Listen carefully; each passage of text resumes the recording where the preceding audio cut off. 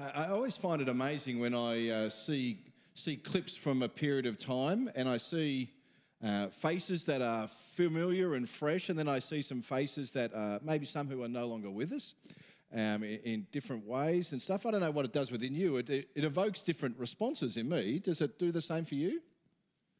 Cause different emotions of great joy. And yes, you want me to lead you in a dance? Is that what you're saying? Can we do that all together? I see there are some people joining in. Thank you so much for joining in. I'm very impressed.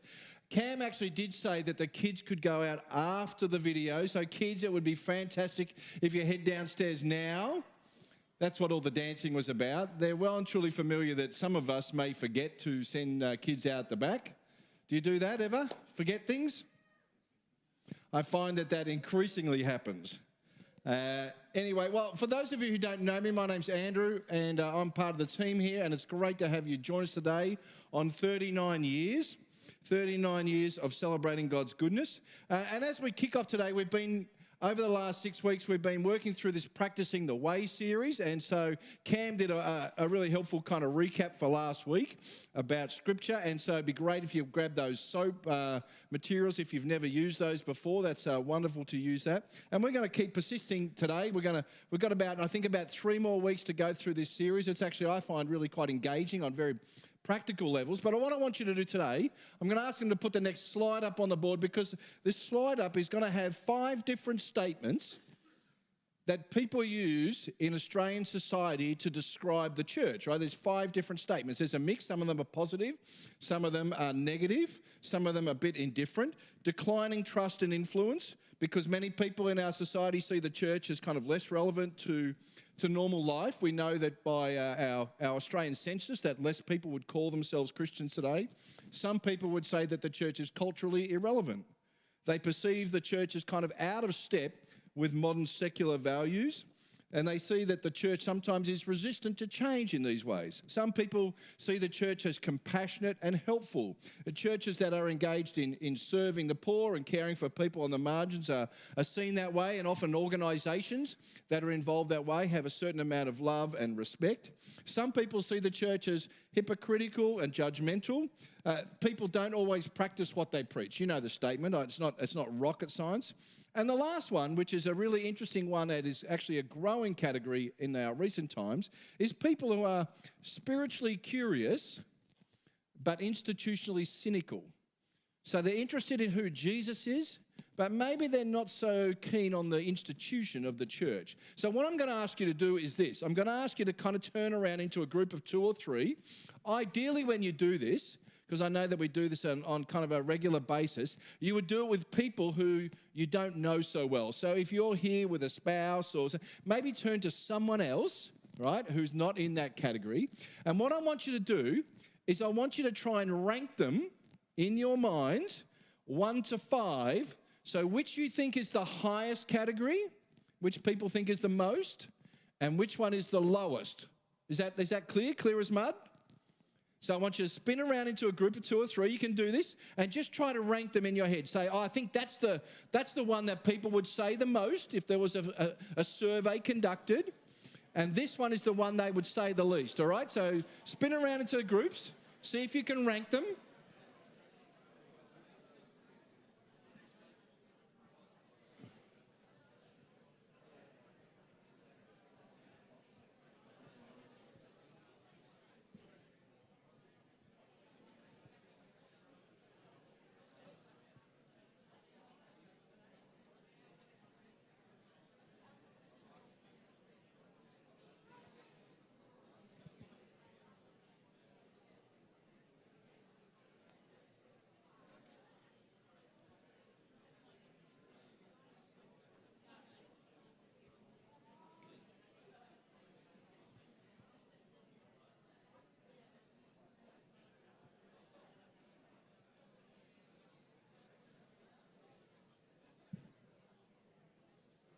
How are you going? I hope you've got the one you think is number 1. Maybe you picked number 5 as well. I'm going to give you 30 more seconds.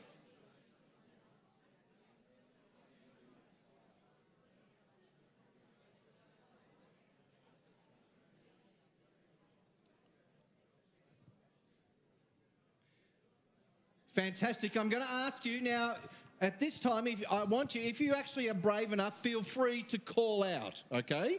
Feel free to call out. What did you have ranked as number one? What did you have ranked as number one? Sorry, number two, you had culturally irrelevant. What else did people have ranked as number one? Number four, so you had hypocritical and judgmental. Interesting. What else? What else? 2 and 5. You can't have 2 ranked as number one. No, you're disqualified. You're disqualified. Yes? You had number 5, spiritually curious. Interesting. Thank you, Graham. What did you have ranked at number? You were just compassionate and helpful. Excellent. What did you have ranked as number 5? What did you have ranked as the lowest? You had number 5, spiritually curious. Interesting. Thank you, right? Who else? Number 3. Okay, interesting. Compassionate, helpful. Someone there has got 2 fingers up. I'm not sure they're ordering 2 cups of tea. Culturally irrelevant. Interesting. Interesting. Who wants to know what the results were? I actually just made this poll up. There are no official results. So I'm sorry, but but I want to ask you a follow-up question to it. What do you think drives a person's perception of the church? What do you think drives how they perceive the church?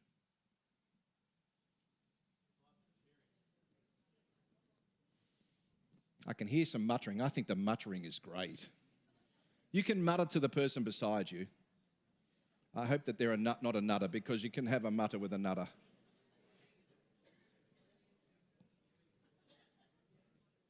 What do you think drives the perception? I put down things like the media.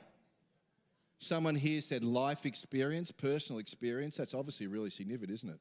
Some people are influenced by politics, maybe by family values and things like that.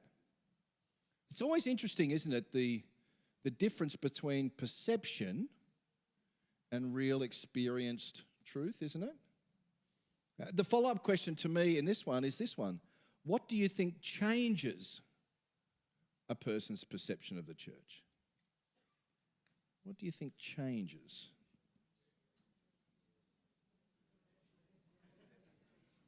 The church which was for many years the most trusted institution in society.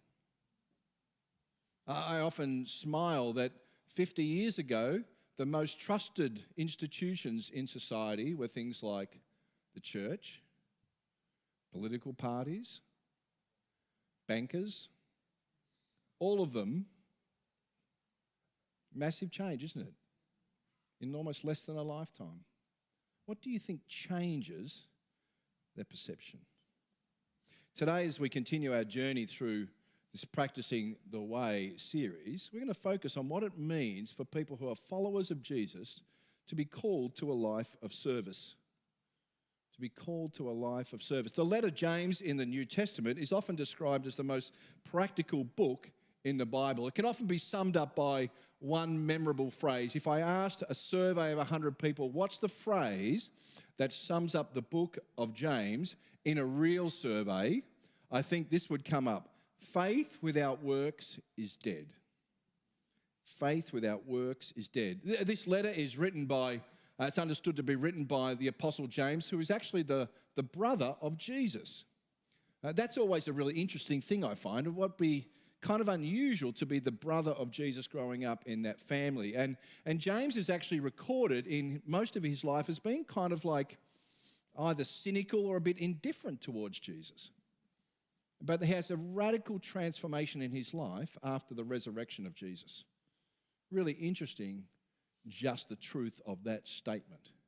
But James grows in his faith and becomes respected in the life of the early church, a leader in the life of the early church, a person of wisdom, but a person known for living out his authentic faith. This is not in my notes, but I remember somebody describing James as they called him camel knees. And the reason he was called camel knees is because he was seen to be praying so often that his knees developed kind of these calluses on them. A number of years ago, I was at a doctor's. I had a problem with my knee, and the doctor described me as having a condition called housewife's knees. She didn't obviously understand the camel's knees reference.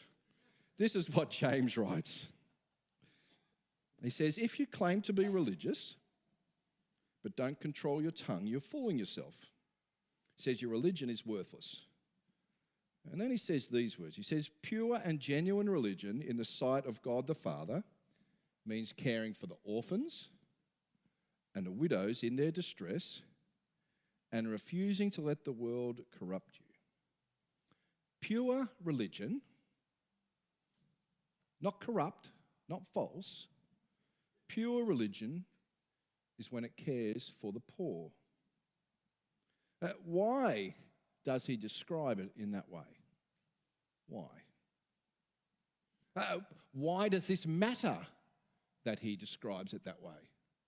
I mean, you could tell me, well, it matters because it's a command, but why is it a command? Why? I just want to give you very quickly today, I want to give you a few very simple points as to why it's actually really important. The first one is this, is because it reflects God's character. It reflects God's character. Throughout God's word, throughout the recorded history of the relationship between humanity and God, God is regularly described as being the defender of the poor.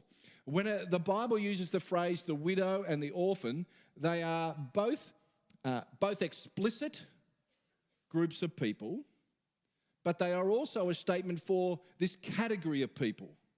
People without power, both physical and economic power, people who were marginalised onto the edge of society. God is described as their defender.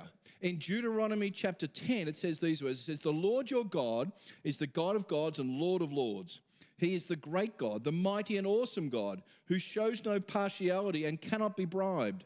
He ensures that orphans and widows receive justice.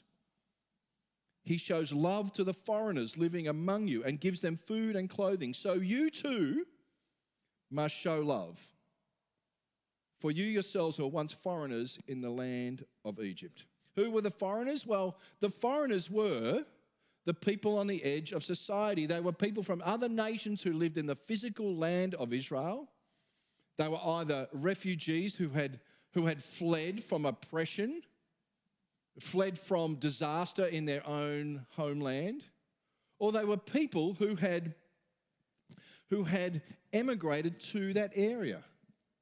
They were people who were economically and socially vulnerable. And I know that the issue of immigration, and in particular illegal immigration, can be a flashpoint in Australia and other places around the world. I know it's a complex issue, but this call in Deuteronomy is pretty explicit, isn't it? Care for the foreigner, the displaced, the vulnerable, reflects the character and heart of God. The psalmist describes this. He says, Father to the fatherless, defender of widows, this is God. So it's a command because it reflects the very nature of God. Serving the vulnerable shows that the follower of Jesus, that their heart is aligned with the heart of God. Aligned, in tune. The second thing I want to say very briefly is that it's a command to walk in the footsteps of Jesus. Because is not Jesus' ministry marked by serving the poor, healing the sick, and welcoming the outcast? Jesus' most famous sermon, the Sermon on the Mount, calls his followers to this radical new way of living. The Beatitudes are a reversal of everything that was normal in society. The words don't say, blessed are the rich, blessed are the first in line, blessed are those who have. No. Blessed are those who are poor. It's a reversal from first to last. It's the meek, the humble, not the powerful who inherit the earth. The ethics are based on the love of God, not love of yourself. In the last days of Jesus' life before the cross, he tells the parable of the sheep and the goats. He discusses this final judgment, this sense of final judgment. And the king, who is Jesus, will judge people on what basis? On how they treat those in need. I tell you the truth. Whatever you did for one of the most of these, but no, wait a sec. No, whatever you did for the least of these, you did for me. Whatever you did for the hungry, the thirsty, the naked, the stranger, the sick, the one in prison. Isn't that the defining expression of what love for Jesus looks like? This is actually at the heart of the Practising the Way series, isn't it? We're talking about what it is to walk in the footsteps of Jesus. Isn't this what it is? We have received undeserved love. I did not deserve the love of God. You did not deserve the love of Jesus. And so because we offer undeserved love to others. And the third point I just want to briefly share out is this, is that when we serve, we are living out our faith. What's the great commandment? What's the great commandment? Love the Lord your God with all your heart, soul, and mind. What's the second commandment? Love your neighbour as yourself. It's the practical outworking of those commands. James put it this way, if you keep the royal law, if you keep those commandments found in Scripture, you are doing right. He echoes that kingdom priority of Jesus. He moves it beyond the superficial faith, beyond superficial religion. It gives it an explicit directive. This is what it looks like. And look, I'm a preacher. You know what? We are really good at taking sometimes something that is explicit and putting it into a general category. And that needs to happen sometimes.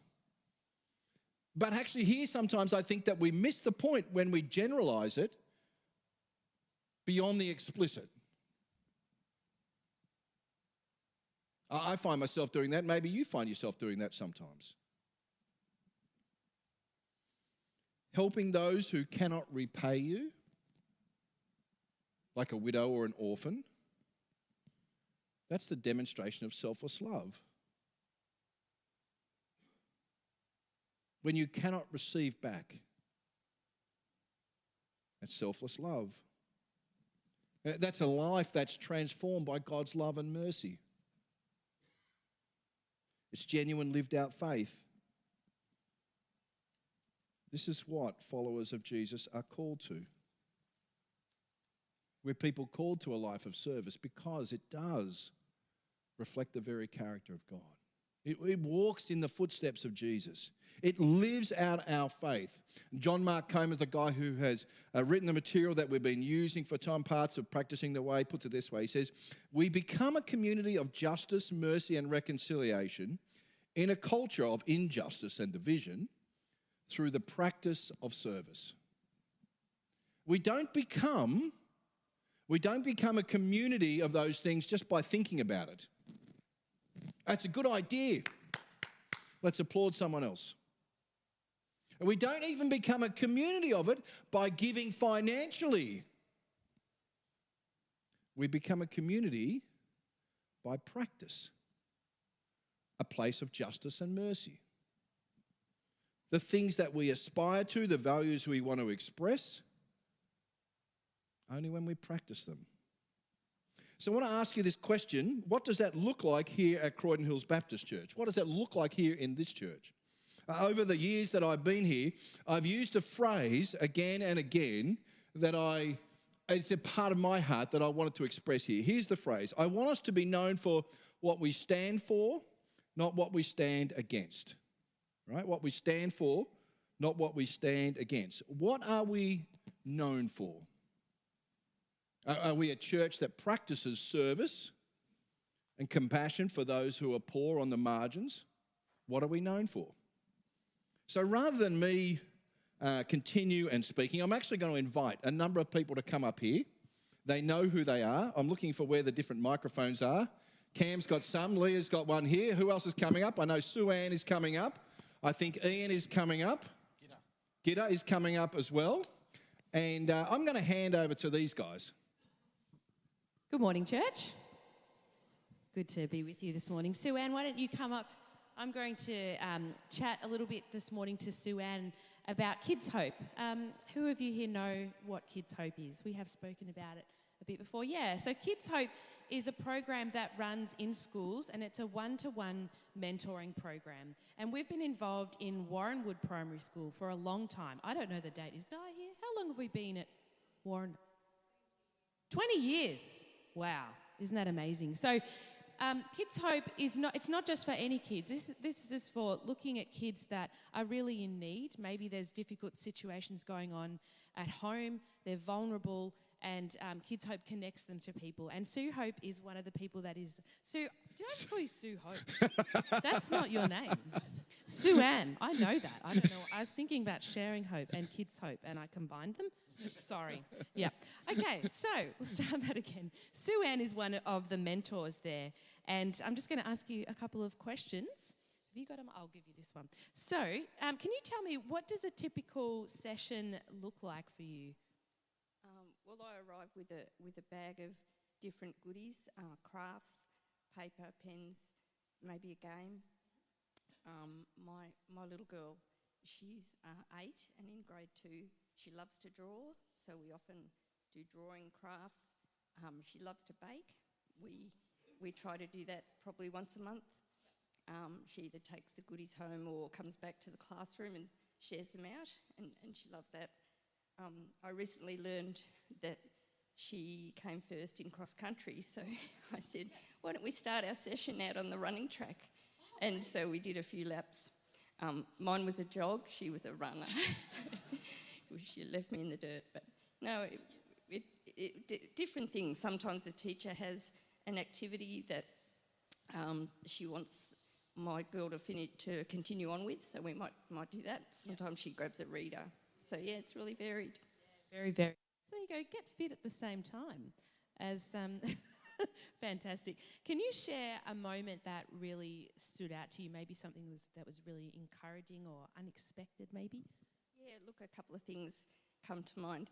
Often when I arrive and when my mentee sees me, I'm greeted with a double fist pump.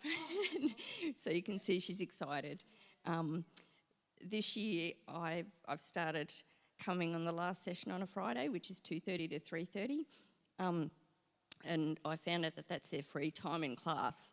And I thought, oh goodness, that's maybe not great. But she said to me a couple of weeks ago, you know, my class is doing free time, but I'd rather be in here with you. So that says a lot, doesn't it? That says a lot, doesn't it? Yeah, that she must really value the connection, absolutely. The last question is, how do you feel like God is using you through Kids Hope?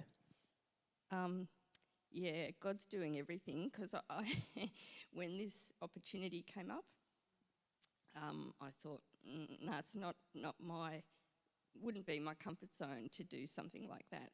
I'm not creative. I work in accounts, but you know, I've learned that just showing up every week, being consistently there, things don't always go to plan, and sometimes our crafts or our baking doesn't go to plan, and that's when we've had the most laughs, you know. So it's proven just showing up every week is the important thing. Amazing. How good. So there you go. Look, God can use all of us in this space. Thank you so much for sharing. Fantastic. Give her a round of applause. Sue-Ann, not Sue Hope. Hey, I just want to say, if you are interested in learning more about Kids Hope, come and see us in the foyer. We'll be able to connect you with Di Smith, who coordinates it all, and it's just a fantastic way to get involved. Thank you. Oh, you've got a mic. Never mind. I'll put this one away. I love the Kids Hope Ministry. Am I on? Hello, hello, hello, hello, hello, hello. G'day. I love the Kids Hope Ministry. Imagine an hour a week spending time with a kid and the investment you can give into that. I love that. Hey, Gidda, why don't you come down or up? Let's give Gita a hand. She's an absolute legend. So Gita, I have a few questions for you. And the first question I have is, explain to us what is Croydon Hills Community Care? Morning, everyone. Croydon Hills Community Care is like the care arm of Croydon Hills Baptist. So we provide lots of different programs in which we care for the socially isolated, financially disadvantaged and marginalised people in Maroondah. Do you want me to keep going? I will keep going. There's a whole lot of programs that come under Croydon Hills Community Care, such as Kids Hope, but also winter shelter, community meals, Karen support, our complete freedom services cleaning program as well. And what specifically is your role? Managing the ones, most of those ones actually, so managing the winter shelter program across all of the churches, looking after the community meals programs twice a week, overseeing the cleaning business and also providing support to our Karen community. I know you can. Why do you do what you do? What's your passion? I think having come from probably a difficult upbringing, childhood myself, it's given me the strength that I've got that I can actually do what I do now. I really, really enjoy seeing what people can do for other people, how it empowers people who think they could never speak to a homeless person or don't know anything about Karen people. I love to see the outcomes there, and that's what inspires me. And have you got any stories of late that might stir us? I have lots. Cam's worried about how much time I'm going to take. Okay, I'm not going to focus on the winter shelter program. I'll tell you a little bit about a story about our community meals program. So the community meals program, they run a couple of times a week from 2 different venues. People can come in and have a free meal, a 3-course meal, chat to the volunteers there as well. Just recently there was a couple who were sitting there having their dinner. I'd not seen them before, and one of the other guests said, "Gita, do you realise those people over there are sleeping in their car?" So I went over and had a chat to them and said, are you okay? Do you need blankets? Do you need food? No, we're fine. Would you like some food to take away? Oh, that'd be good. I said, how are you keeping warm in your car? Oh, we're fine. And I thought, my goodness, it must be so hard in this weather. And then they both looked at me and said, we're really okay. We've got each other. We're fine. They were so positive. I've never met 2 people so positive about a pretty awful situation. Our Karen community, we just recently ran a big forum for our Karen parents or adults. So we had about 50 people came to that here just a couple of weeks ago. There's been some difficulties, some challenges with some of our Karen community. I mean, those of you who have brought up teenagers know that it's not always easy sailing. But when those teenagers are being brought up by families with English as a second language who really have very little English in the case of a couple of them, and the kids are trying to fit in at school and be just like anybody else. They want to be Karen at home, they want to be Aussies at school. And then they're not doing well, maybe they're being bullied, they've got funny names, they've got funny lunches. I can relate to that part of it when I was at school. And they start to be lured away from school, and we have got some families like that where their girls have actually been reported as missing. So it's really sent a lot of ripples through the Karen community about what can we do, how can we make sure our kids are safe. So we ran a forum here. We had an ex-police officer and a current police officer who spoke, and they covered a whole lot of things about basic safety, but also about the rights of police and child protection. There were so many questions, and the Parents Forum, they want to repeat it again, but it was a really, really good thing to do for them. And one of the questions that they were asked was, do you trust the police? They wrote down what they said, and then one of them said, is it okay to be really honest about what I've written down? And we said, of course, that's what this is for. So I was really glad that we ran that. It was certainly a positive experience, and we'll continue to do more like that. It's good, isn't it? So what's our response? What could be our response?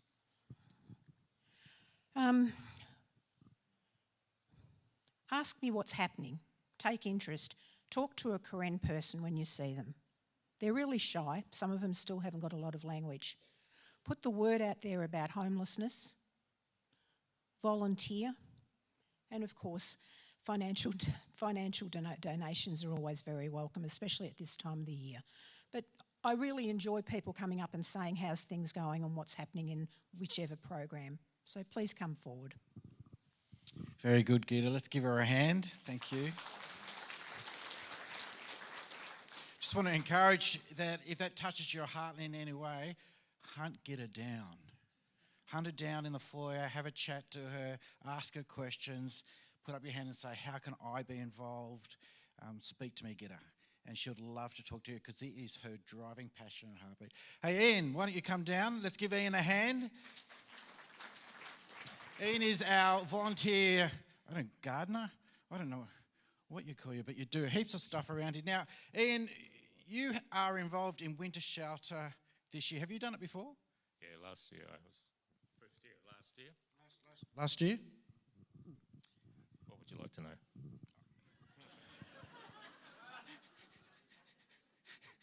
So, winter shelter's been running for a couple of weeks now. How's your experience been so far? Last year I was at a couple of churches, one Cam's Brothers Church and also the Salvation Army. This year I came home to work in this, the opportunity arose that nobody wants to do the 10 o'clock to 6 o'clock in the morning shift, or because it is a graveyard shift. So I came back last week and started for the first time in that overnight shift. It was an interesting shift in more ways than I expected. My wife asked me, what's it about? Well, you sit there and you sit there and you're like a parent waiting for your kids to come home. So you do the folding of the washing, you clean up the leftovers from the day shift, and you wait for, you listen. You're listening to the snoring of not only leaders, but also, thanks Andrew. I told him I'd get him. But you sit there and you're half awake. You're like a watchman almost at the tower, because it allows those men to go to sleep deeply. And about after the air conditioning goes off and the heating goes off, you really put it on about 5 o'clock. So they wake up to it's warm. And last week was really cold. And it was interesting because you're not there at the service time with meals and greeting time or the setup time. A couple of them recognised me from last year. And that was, wow. And I knew their names and I knew their voices. But it was sad to see them still there. I'd hoped that as a community they could have been reabsorbed in to the community, but that hasn't happened yet. I think you nailed it when you said we are providing a safe place and even a warm place. We take that for granted, don't we? Imagine guys going to bed knowing that they are watched over. So Ian goes there at night and he stays up half the night to care for guys as they sleep. It's pretty special. It's very, very special. Ian, let me ask you this. Did this require courage from you to do this, to step forward? Were you nervous? How did you feel about doing it? I like my sleep, but I also love the early morning. So I had to preload some sleep in before I went, because I didn't want to actually use it as a sleep time. It did require courage because it broke my routine. One of the things I found over the years that there are people I've met when I was young, as a young Christian at 14 or 15, and there were these old people, they were 40 or 45 or something like that, ancient. But they had their sleeves rolled up. They knew what their words and their actions married together. And as a young person, that meant a huge amount to me. And there was a time I realised also that my mother never went to sleep until she heard the car come in. I think that's amazing. We're caring for those who are less fortunate. My wife and I have signed up for Winter Shelter to do it together. And I want to encourage any of you here who's got a heart for that. I think go talk to Geta, go talk to Ian. He'd love to share a little more about Winter Shelter and the heartbeat that we have in caring for people who are less fortunate. Thanks, my friend. Thanks.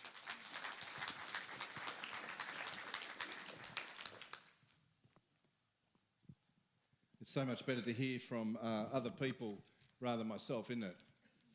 You know that there are people in this church who serve in all sorts of other ways in our community. There are people who serve as chaplains with people on the edge in footy clubs, in hospitals, in aged care facilities. We have a crew of young people here who are part of this church who help out with gardening for people in our society who don't have the capacity to look after those things themselves. Many of you would participate in Christmas hampers, again, caring for those who have less. But serving, of course, is not just happen in a church context, isn't it? Serving's not just a program. It's kind of almost like an attitude of life. And in fact, for the majority, it probably doesn't happen in a formal role. It's for the great unseen of which we choose to serve. So what does it mean for you? What does it mean for you to have your heart aligned for Jesus? Maybe stepping out for the first time, doing something kind for a person who is in need, maybe for a person who will never know that you do it for them. Preparing a meal, blessing a neighbour, visiting an elderly person who is shut in and feels so alone, practicing hospitality for those